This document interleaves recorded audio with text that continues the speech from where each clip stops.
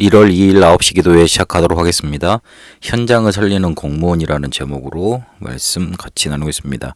그가 요셉에게 자기의 집과 그의 모든 소유물을 주관하게 한 때부터 여호와께서 요셉을 위하여 그 애굽 사람의 집에 복을 내리심으로 여호와의 복이 그의 집과 밭에 있는 모든 소유에 미친지라. 창세기 39장 5절에 그렇게 말씀하고 계십니다. 요셉이 보디발의 집에 있었던 것 그 자체만으로 그곳에는 빛이 임했고 그 자체로 빛으로 하나님이 축복하셨습니다. 하나님은 그렇게 우리를 그리스도의 삼중직 가진 영적인 대사로 그 현장에 세워놓으셨기 때문에 그렇습니다. 그래서 우리가 정말로 해야 될 건 뭐냐면, 계속 해야 될 건 하나님의 말씀을 편집하고 그리고 그 응답을 계속 설계해 가는 겁니다. 그렇게 우리와 각인과 뿌리를 계속 바꿔나가는 겁니다. 그렇게 하면서 영적으로 조금만 말씀 심부름 해주면 됩니다.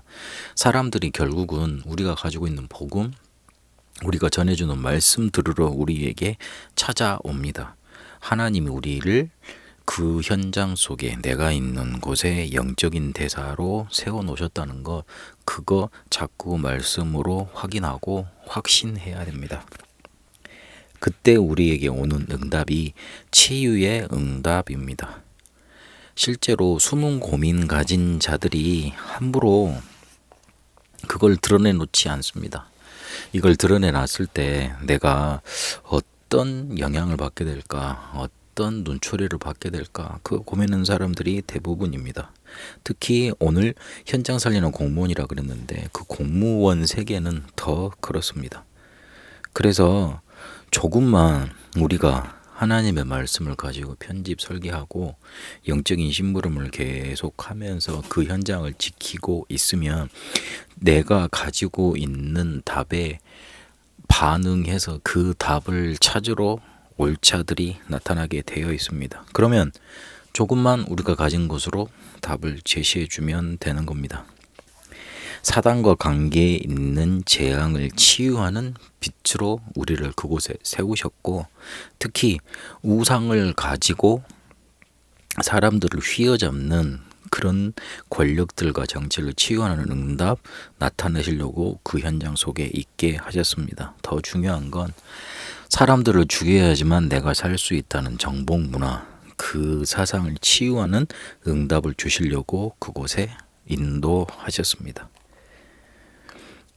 우리가 사람들이 올 때 인간의 근본 문제와 답은 어떤 것인지, 그리고 실제로 해방받는 길은 어떤 것인지, 근본을 회복하는 예배라는 어떤 것인지, 하나님의 자녀된 신분과 권세는 또한 어떤 것인지, 각인 뿌리 체제를 완전히 바꾸는 비밀이 어떤 것인지 모세의 오경을 가지고 말씀을 가지고 누리고 있으면 됩니다. 이러면 이거 가지고 실제로 사람들에게 답을 줄 수 있게 되는 겁니다.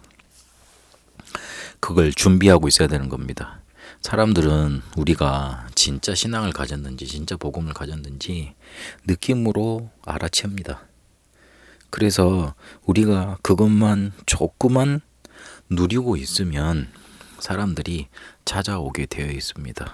요즘 계속 메시지 나왔던 대로 속지만 않으면 됩니다. 다시 한번 우리 마음속에 확인돼야 됩니다. 하나님은 나를 그곳에 빛 그 자체로 축복하셨습니다.